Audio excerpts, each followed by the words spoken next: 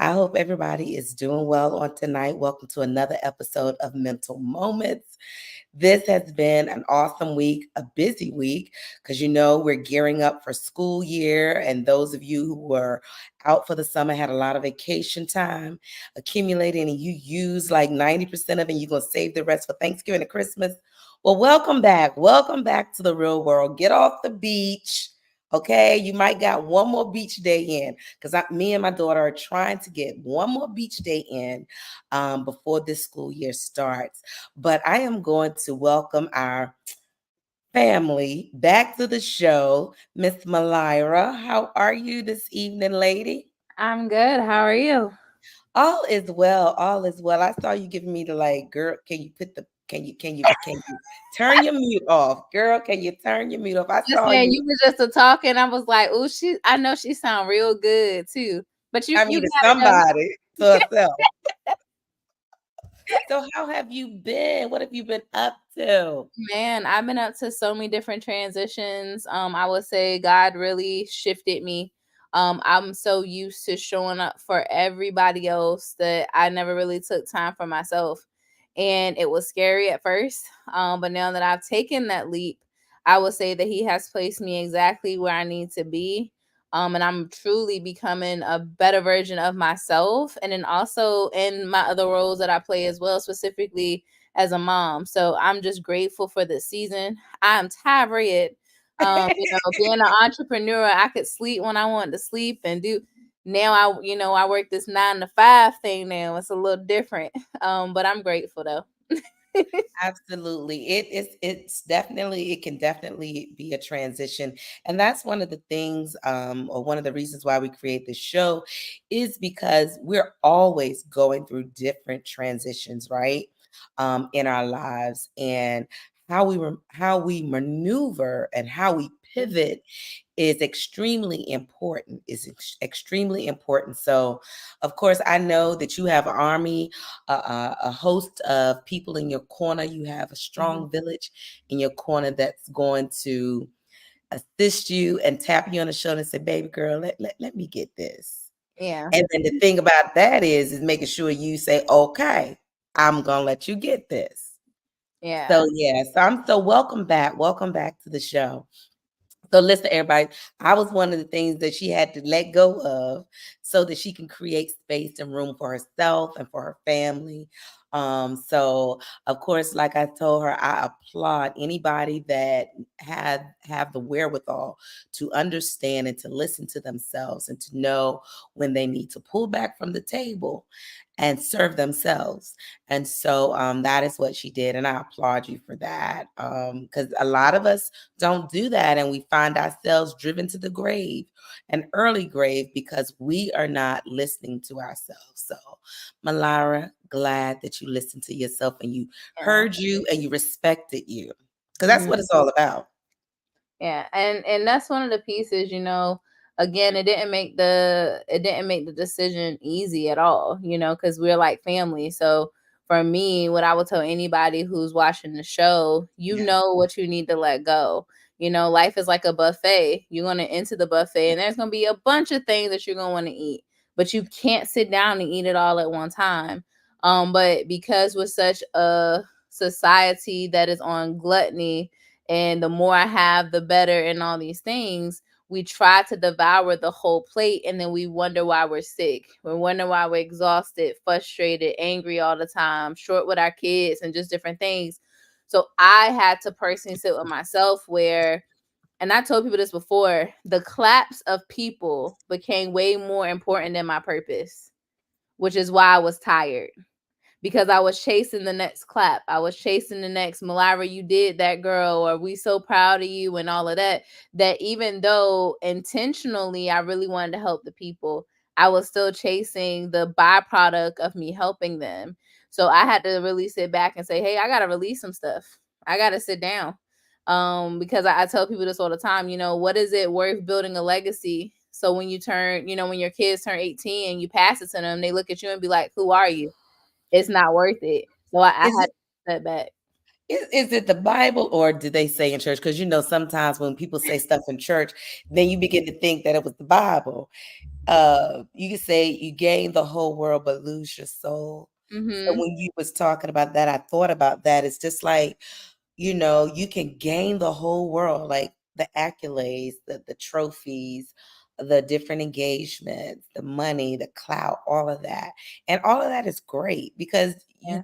should be applauded and rewarded for working hard because oftentimes people see the finished product Yeah. and not the steps and the nights that we stayed up crying and the nights we were up all night writing papers and the doubt that we had and then we build ourselves back up.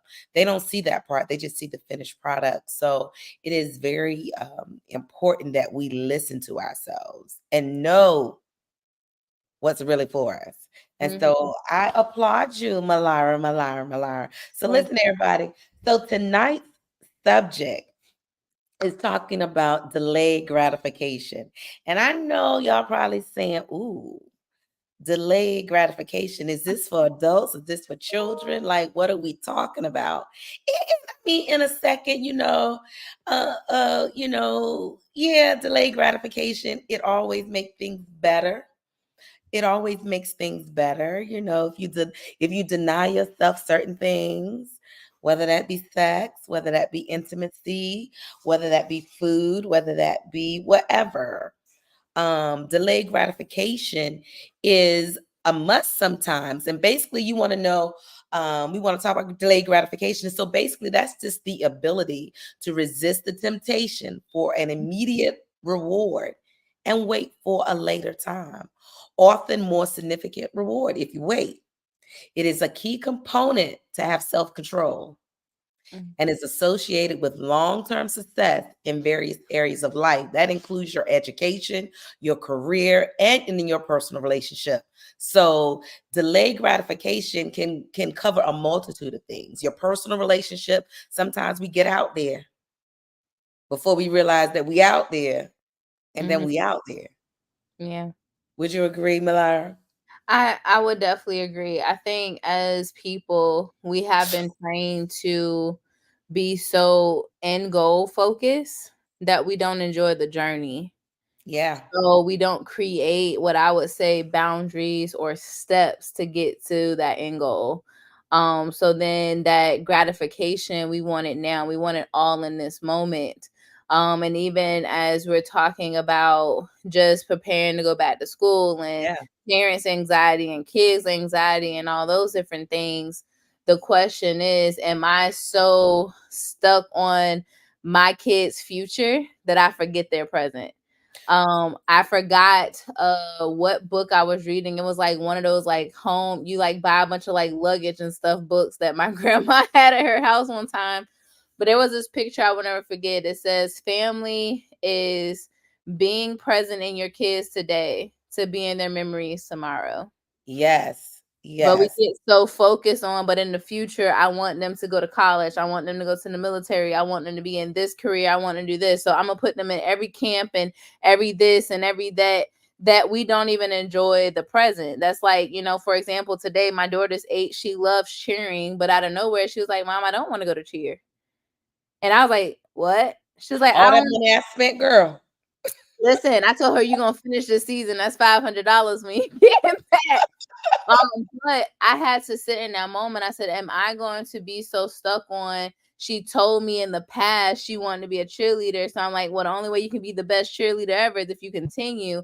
Or I'm gonna be in this present moment and let her have a conversation with me. No, mom, like I want to prioritize time with my friends. Like I want to be able to go to school, come home, do my homework, and then go and go to my friend's house down the street. I don't want to have to get ready for practice and things like that. That's even that delayed gratification too, Yeah.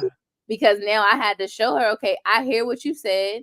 I know you want to spend time with your friends, but you have one more commitment that you got to fulfill. So that Yeah. delayed gratification is going to be at the end of this season. Let's sit back and talk about this. If it's Yeah. not something that you want to do, okay, cool. Then you'll have that gratification, or it may be something you really want to do, and you're gonna be grateful that your mom didn't let you just pull out, or me try to advocate for a refund, which I would love to have. Oh, But it's that space of not being so stuck on where I want my kid to be, or heck, where I even want to be. that I miss the journey to getting there, because that's the real gift, is the journey. Yes. You are absolutely right. You are absolutely right. You're absolutely right. So, parents, we're gonna go straight into how can we. First of all, we got to get everything out in the open. As far as like, I'm having a little bit of anxiety, a little bit, because I know this is my daughter's last year. This is the last child in the house that will be finishing up high school. I am You made super stoked and excited, but also I am nervous. So, parents, I just need to know from you, if you're out there, if you're watching, make sure you tag your friends. Because we're going to give you a lot of great information, and we're not going to be up here long tonight because we know that you're preparing for school. We know it. that you're probably watching the debates and things like that on television. And then you got to get ready for work tomorrow.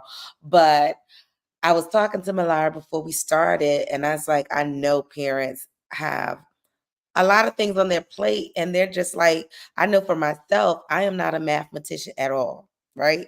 And Mhm. whenever my daughter brings math homework home, I'm like, what? First of all, they don't have books anymore, Malara. No Mhm. books. Nope. So I don't understand that. It's like, because, for us, we used to be like this. Okay, what'd you say now? Okay, look in the table of content. Look in the back. Look in the glossary. We need to find. Have Okay, 5 books in your hand trying to get to class each day. right. Like, but we wanted parents. We needed the textbooks so that we could look at the stuff and be like, okay, let me read the directions again, and let me look at the example. Okay, let me look at the answer. Let me see how we can get it. But that's not there anymore, and the way in which they do math problems are different.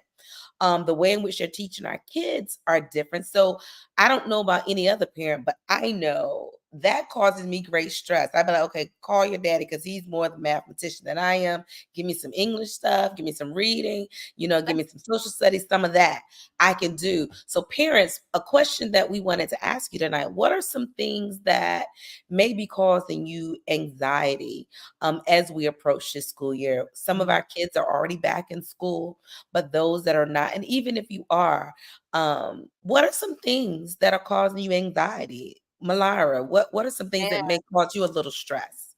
I know for me, I am back in the elementary school space, and I thank God for it because it has humbled me so much as a mom. It showed me how much more advanced my children are, and how I need to give them grace and find a balance between their genius and intelligence and their actual age, right? But the piece that's causing me stress is my son's going to kindergarten, but he's a little black boy with a diagnosis. And he does have that. He does have ADHD impulsive type. I'm not ashamed of that at all. It makes him such the ball of sunshine that he Unique, is. unique. But the thing that caused me the most anxiety is when he was in the school space before, they didn't understand how such an intelligent little boy during the classroom portion could be such a tyrant during recess and resource and things like that. So the thing that's causing me anxiety is the label that comes with his label. And him not. Wow, the label that comes with his label. Yes. Because again, he is a little black boy. I will say I would not want him at any other school than where he's at now because they're familiar with him. Yeah. He went there when he was 3 years old, so they are, very familiar with him. And his principal actually handpicked his teacher to be someone that could meet him where he was intelligently, but then also in his behavior, how to create a safe environment for him. So I'm grateful for that, but it still doesn't take away the anxiety of he's about to go to big boy school, and what does that mean for him? Because now he can't go in and out of daycare and homeschool. Like, he can do that stuff, but now this is a time where your record starts and stuff like that. And just as a mom of a young black boy, that does cause anxiety. And then for my daughter, research says that puberty now is starting at 8 years old. My daughter's 8 and I see it. The things that she finds an interest in, I didn't find interest in until I was 13. Like I said, as soon as she hit the door, I want to go to my friend's house. and they, walk in the neighborhood. And of course, we got, community moms that watch them when they're going out. Everybody got a location, so we make sure that they're safe. But at the same time, it's a space of she's 8, and the things that she wants, I didn't want until I got into 8th grade. And even talking about, their cycles are starting earlier in that education. So the anxiety as it relates to my daughter is, am I equipped to not allow the trauma that I had make me a helicopter mom, but allow for me to help her navigate where she is without putting her in a box, but then also having boundaries where it's healthy. So that's my anxiety with her. So not really the school, her education. She's smart as a whip, but she's a social like me, but in a different capacity. She didn't have my experiences. So it's like trying to make sure that I don't overcase her. So those are my Or anxieties. isolate her Yeah. because you just trying to protect her and put a bubble around her. So I get it. So Malara, listen, when I tell you, sometimes I'll be over here saying, I know it's hard being a mom. I really know it's hard being a mom, right? Or being a parent, period. The questions that they ask, like you just said, like some of the stuff that she's asking to do at 8, like we wasn't even thinking in that way. Like it's the I questions that still have Barbie dolls and doll babies right. and playing fake stuff and wanting to be around my mom and my dad. What we doing today? Not her. The first thing is, can I go to so and so house? I'm like, dang, I didn't even see you all week. Like, what you They mean? don't care to see you. They just want to make sure that you feed them, make sure they got the latest and greatest, and drop them off where they need to go, and then pick them back up and all that good stuff. Girl, that's how it is, and it's baffling, it's crazy, and it's just like sometimes Maddie would ask me a question, and I'll say, "Can you give me a minute to think about that?" Because I really don't know how to answer that. Like, I really don't know how to answer that because, like you said, the things that they are experiencing due to social media and things of that nature, um, it's a whole different ball game. Like, it's Yeah. totally different. And I think I'm a pretty cool hip mom. Like, and Mhm. it's so funny because Maddie's like, "Oh, mom, like my friend said that, yeah, your mom is understand." I was like, "What? Hello, hello, could you he can you could you please repeat that?" Because it's just like I try to put myself in their shoes, Mhm. but I also have to wear the mommy hat and the hat of protection and the Yeah. hat of experience, Mhm. to navigate this thing called parenthood. And parents out there, it is not an easy task. It's a daunting task, but we're going to help you. So the first thing that we want to share with you tonight about trying to make sure that this school year is successful for you, Mhm. the teachers, the school system, and for your children. And so the first thing we want to talk about is setting short-term goals. Like Yes. encourage your child because we know, like for prime example, Mhm. this phone, when they get home and they have homework and things to do, and we know for ourselves, we can say, okay, we get ready to finish this document for work. And if Mhm. something go ding, an Instagram post come up, what are we gonna do? We might look at it, we might find ourselves 30 minutes deep into our phones. So one of the things that we need to do is to encourage our children to set small goals. So one of the small goals that I'm setting for Maddie is when she gets home from school, okay, let's both put our phones on the counter, leave it there, and let's sit down and just talk about how the day went. Mhm. What are some things that I need to help her with or not help her with? Then it's like, okay, you lasted 15 minutes with me with no phone. Now, 5 minutes, 10 minutes on your phone. And then after that, if you get ready to do your homework, no phone for at least 30 minutes. Take a break at 30 minutes to look at your phone for 10 minutes, then go back. And I say do it in small chunks because believe it or not, our children are so programmed to have their phones that they would literally go berserk when you try to take their phone. Man, so there's actually a study that's out. So we're actually in Generation Alpha now. So those are all of my children fall under that. And where phones were more of a supplement in the sense of it was an assistant, it was not something that they had to have. Not You entertainment. know, yeah, Generation Z, they kind of, they may have used it, but Generation Alpha needs their phones to actually get by. Function. Yes, to function, right? So what they were saying was, instead of utilizing their technology as their punishment, as their, control mechanism, it goes back to talking about those short-term goals. Like, if I don't want to control it to the point where now you don't have a part of you that you actually need, and some parents may not want to hear that, but scientifically, our new babies, especially those that were born right before COVID and after that, their cell phones are a necessity to them. So us as parents have to learn how to create boundaries while still utilizing the technology. And this is why our school system is shifting from the paperback things. They're shifting to Canva, which is an online platform where now Yeah. they have the online links to their ebooks and the teacher can look at them and like things like that. So one thing that we can do when we're talking about setting small boundaries or setting short-term goals is sitting down with your kid and asking them what their goals are, and then teaching them how to schedule their 24/7, because we all have the same 24/7. Yes. How do we schedule this 24/7 where you're not overwhelmed, you get everything done? Because the one thing that we don't want to talk about is our kids are stressed. Yeah. They do have a lot on their plate. And then when you add athletics to it, you add church commitments, you add having to show up for family, wanting to spend time with friends. So, as a parent, one thing that I have been telling people as well, we have a lot of adults that's lost because parents only became dictators. You do what I tell you to do, instead Right. of parents actually being teachers. So when I become an adult, that is the test to say everything I've learned, I can actually pass. But if you fed me the answers, I'm not going to do Your well whole life. until tests happen. So when we're talking about short-term goals, allow for your child to tell you what that short-term goal is and then incorporate it into that schedule. So one thing that I could say, like the schedule that you have, that's excellent.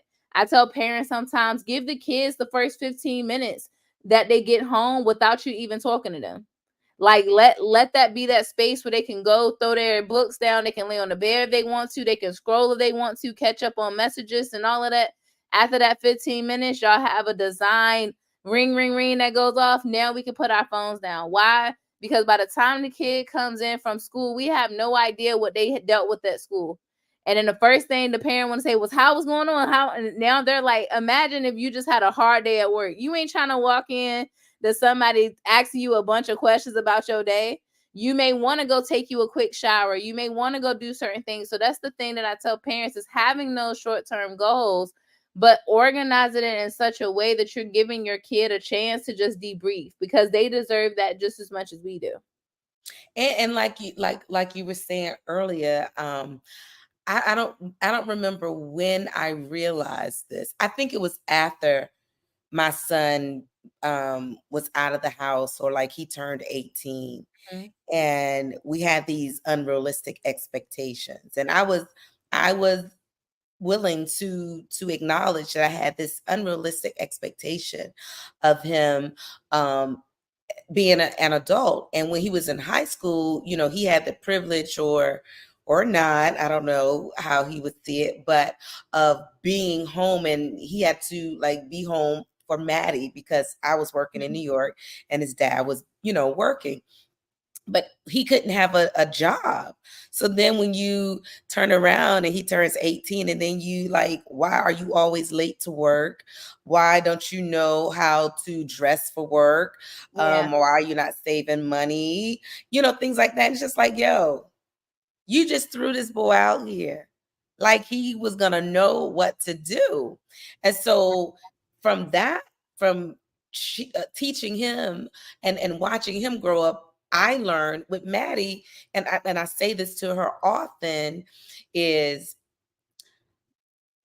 I'm trying to give you some leeway to make decisions on your own.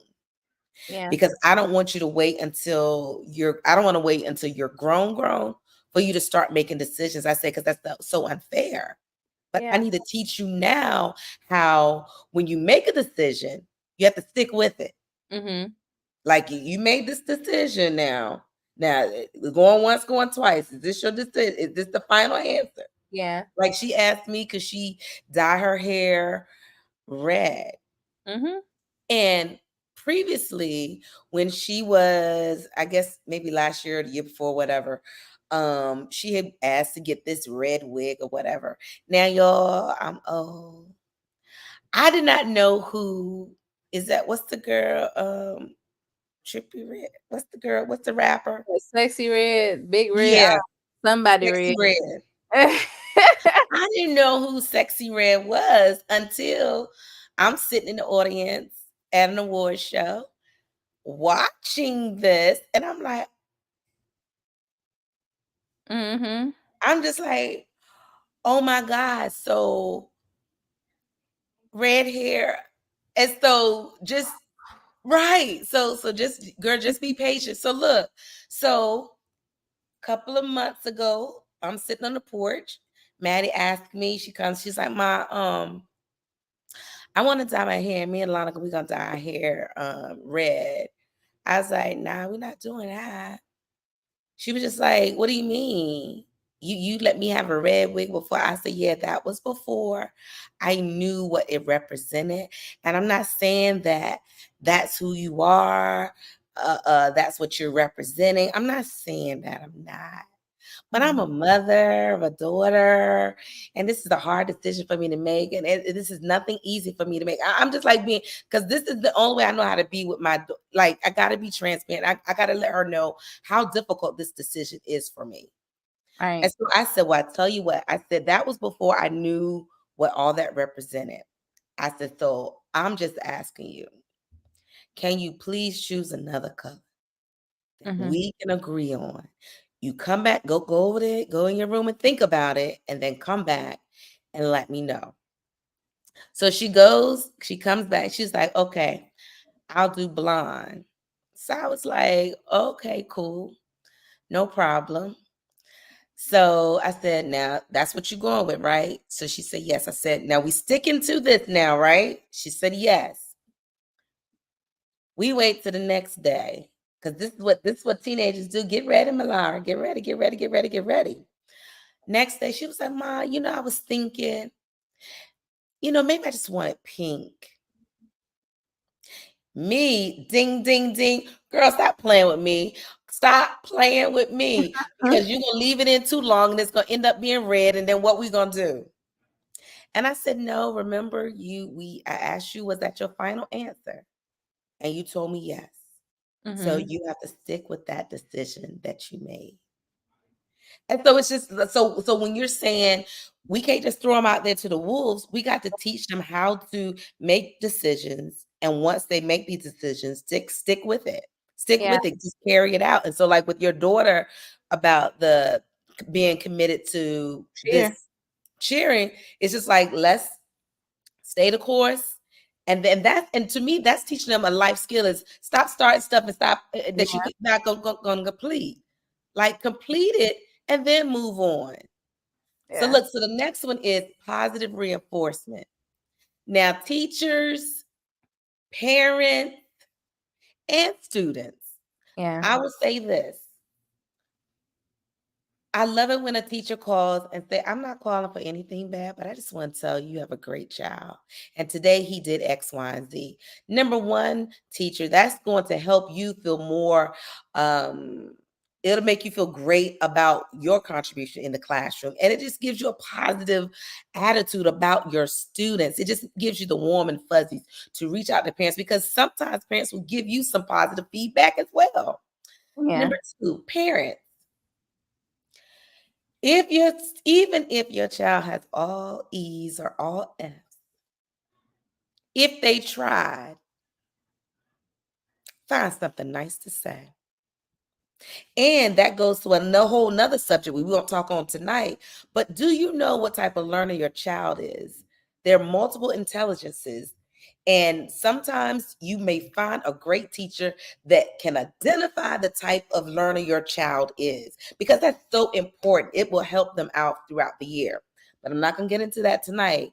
But the third thing, students, children, it's okay to say, Mom, I really appreciate how yesterday, when you really could have gone off and threw some chairs around in here, but you sat back and you said, let me get back with you. Mom, I like that. Yeah. Even like, okay, I'm gonna try it tomorrow, but don't keep coming to me with this craziness. But I'm just saying all that. It's just positive reinforcement all the way around. It Yeah. goes a long way. Malara? So I like to tell people, for every one suggestion of change, I'll use that I phrase, like that. there should be 2 positive reinforcements on top of it. So that means, as a parent, as a student, as a teacher, as a child, I am constantly looking for ways to praise those who are around me. So when I do give a suggestion of change, it's not coming from a malicious place. Yeah. Because we have so many of our young people who think they're a problem because the only time their parents open their mouth is to make a change. It's never to say, I'm proud of you. For example, my son is a jumping jelly bean. So I try to find something that he's doing to positively reinforce something. So if he don't run down the steps and he walk down the steps, yo ass one, that was the best walk I saw, bro. That's what's up. Like I'm gonna find something Right, to make right. him feel good. Why? Because when I do have to suggest a change, he's more open to it. And then it works for both people, because now I'm not even going to look for things to change in that other person. I'm now looking for things to make that other person know, like, dog, I see you. Like, you're doing a really great job. When it comes to my daughter, if she does a flip that I don't know how to do, that was the best flip I've ever seen in my life. I don't know what it's called, but girl, you did that. Like, I'm gonna find things that's going to reinforce. That's even in my relationships. Like, I may tell you, hey, I want us to do this differently, or I want to try this, but I'm always looking for things to tell you why I love you and things like that. And that goes into also knowing your child's love language. Because for some Yes. parents, we look at, well, if my kids get all A's, I'm gonna buy them gifts, but their love language may be them actually hearing you say how proud you are of them. You Or know, just spending time. or just spending time. Like, because for example, there's many of us that got multiple jobs. We just live in a day and age that does That's it. not promote family, if we want to be real. So because of that, it's being intentional with that. So what I would say, a way that we can do positive reinforcements, again, for every suggestion of change, there should be 2 acts of praise. I'm gonna look for something, even if it's something as small as, thank you for your walking feet today. Oh, girl, you put that outfit together real good, especially if your kids like Mhm. matching, and it doesn't help that their mom is like that too. So, but being able to find those things, but then secondly, finding out what is the love language of that person. Because you may think I'm showing you I love you all day long because I bought you a gift, or I tell you, or I'm spending quality time with you, or I do the dishes. And they're like, but that's not how I get spoken to in love. So Yeah. anybody who's watching this, I do encourage, and you can just go to Google and type in love language quiz. Yes. I encourage you take that. And then thirdly, praise a person based off of their personality. Yes. Because for some kiddos, like I said, my son's definitely a jumping jelly bean, but he is such a helper. So when I'm looking for things to praise him on, I'm looking for things to praise him on. One, when he does a behavior, I want him to continue. But then number 2, when he's doing things that really brings him joy, which is praying, which is helping his friends out. So I'm gonna do that. And another website that you can use is www.16personalities.com. Yeah, It that's a good is one. applicable for all age groups. I encourage everybody to sit down with their kids before the school year start, because that's going to help you map out what boundaries you can and cannot have, because it tells you your strengths, your weaknesses. It tells you how you are in platonic relationships and intimate relationships. It tells you how you are as a worker. So imagine if your student goes to school this year knowing who they truly are, they now can advocate on their own behalf because you took that time. So that's that positive reinforcement. It's reinforcing who they naturally are so that Yeah, they can have a good school year. you're absolutely right. And the next one that we want to touch on is focusing on the here and now. I was listening to a podcast, and the gentleman was talking about working in an inner city school. I think it was in Brooklyn, New York, or something. And there was a teacher that would, when the students came to class, she would for the first 15 minutes of class, it was lay down on your mat. It was an elementary school. Lay down on your mat and take and they each had it. They had to go to their cubby and get their stuffed animal, Mm-hmm. and they had to lay it on their chest or on their stomach, and they just had to lay back and watch the animal move as they're breathing, Mm-hmm. and it caused them to calm down, to not think about what they left at home, and it started teaching them how to meditate. That was Mm-hmm. like the first step of calming down and focusing on the here and now. I'm here right now. And what is the task ahead of me? And so I was like, oh my God, that is so small, but so great.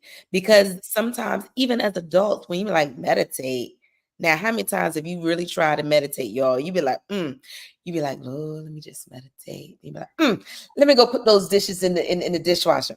Mm-hmm. Let me put those clothes in the dryer. Let me do this, let me do that. But if we take a moment and teach and focus on breathing, which helps us to ground ourselves and to stay in the present moment, and just do simple, deep breathing exercises. It's going to help with the anxiety. It's going to help you to focus on the here and right now. Did you have anything to add to that? I would say absolutely. So, one thing that I did do prior to kind of taking some things off my plate is I made a meditation CD Yeah. that is Christian focused because we don't have many of those out there that is faith based. But I did it because there are so many people that don't know how to be still. You know, we're so used to just doing, and going, and we wonder why our kids are so anxious because they're trying to keep up with their parents, you Yep. know? And then teachers are frustrated because they're trying to keep up with the demands of the school board and their principal and expectations from the world and just all those things. But if we learn how to really be still, and I tell people, all you really need is 3 minutes. If you can give yourself, start out 3 minutes a day, and it don't have to be a long drawn out meditation. You don't even have to hear the ums and ums. Like, Na na ya. yeah, like you can literally go through your five senses and say, like, what are five things that I see? What are four things that I can touch in my space? What are three things that I can actually smell? You know, what are two things that I may can taste? And what's one thing that I can actually hear? Like, I'm gonna go through and just be present in my moment because they call it the present because it's a gift. Yeah. But many of us are so stuck on what the next moment's going to bring. And then when we focus on what the next moment's going to bring, then we freak out because we're triggered by something that happened in the past. And the present is sitting here like, hey, you see me. So that meditation, that stillness, I would say parents of young kiddos, there's this thing that's called cosmic yoga. It is free on YouTube. They have kid-friendly yoga and kid-friendly meditations. That's great to do, especially for your kiddos that are hyperactive. My son absolutely loves it before he goes to bed. And they have short ones from 3 minutes and they have longer ones up to an hour. So you choose which one's going to be best for your kid. And then for adults, there's so many free things out there. One is Insight Timer. I know most people are familiar with the Calm app, but Insight Timer, Yeah. I've used it for the last 7 years and I've never did the pro version. But they have meditations from 1 minute to an hour. You can choose whatever topic. It could be guided or not guided. And then YouTube is friendly. Type it in. But I would tell people like learn that thing that's going to be for you, even if it's just 3 minutes out of the day that you can tap in. Because here's the thing: we can't even listen to God if we're not still. You know, we talk about praying all day long, but how can I hear what he's telling me if I got my social media on, if I got my TV on, my radio on, I got this person in my ear. Taking those 3 minutes to just be still will help everybody this school year not go into anxious. You Um, said everybody. everybody, Right. because like for example, like I said, I'm back in the education space as a counselor, and the PE teacher, before he does anything, he always tells the kids take a deep breath. When he see Yeah. them about to get loud and rambunctious, he said, no, no, no, take a deep breath. And it does calm them, it does soothe them. So if it's gonna soothe elementary schoolers, what is it gonna do for an adult that might be busy and hustling, bustling? As soon as you sit down in that car, take that deep breath. When you get into your office before you check that email, take that deep breath, and you'll be surprised of how much more you can get done by just taking that moment to be present. Or when your kids are getting on your last nerve, take a That's it. deep breath, y'all. Take a deep, because it doesn't help when everybody's on 10,000. It's just somebody got to take a knee. Yeah. And most of the time, I try to say, I try to be the one first take the knee. Let me just take the knee right now, y'all. I'm gonna take the knee. And if my bonus daughter's up here, she'll know. She'll be telling Mom, why you didn't take a knee? I'll be like, why you ain't tap me on my shoulder and tell me to take a knee? I was trying to take a knee. But everybody, what we're saying is being mindful, being in the here and now. We're talking about rewarding each other. We're talking about taking a beat, taking a moment to really focus on Mhm. what is important and what is paramount right now. How we can support our staff, how we can support our children.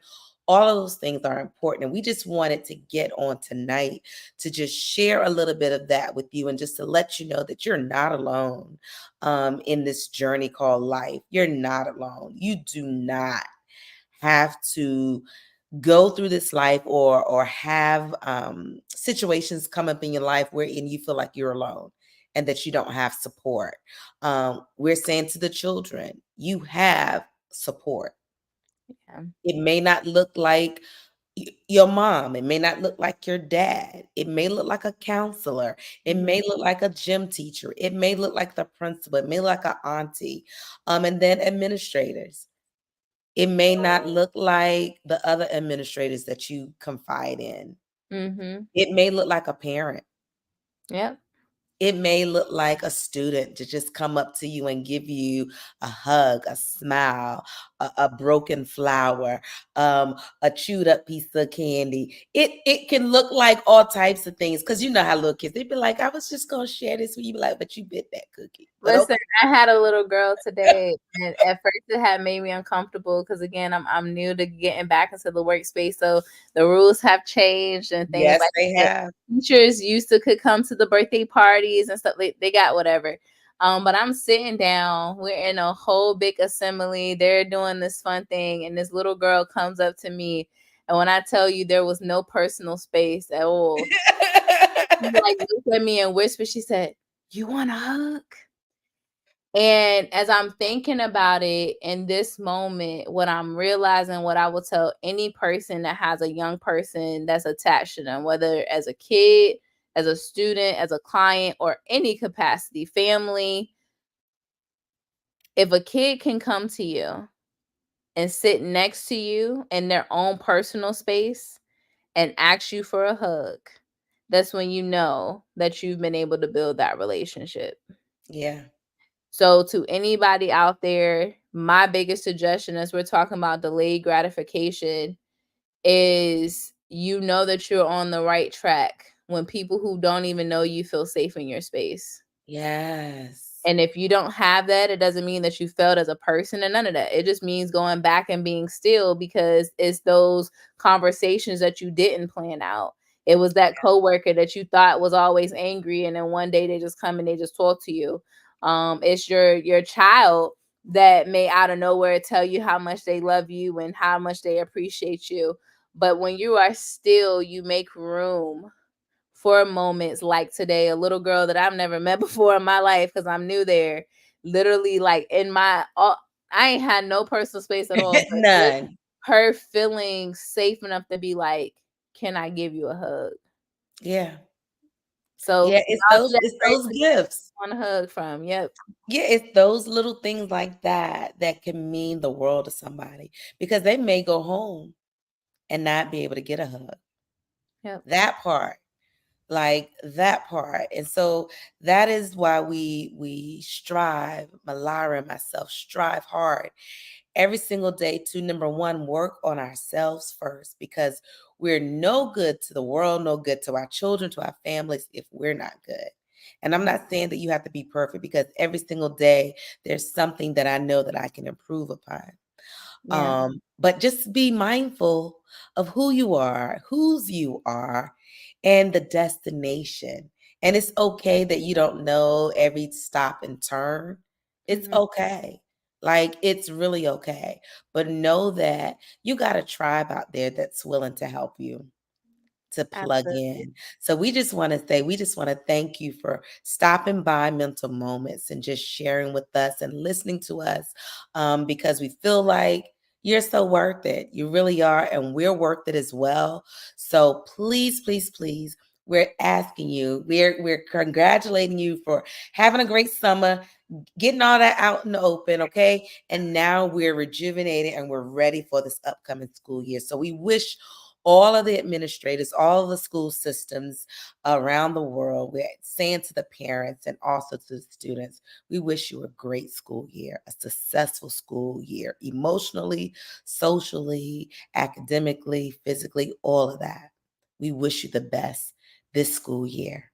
This has been another Mental Moments. Malara, thank you for joining me, and we'll see you again soon. Have a good evening.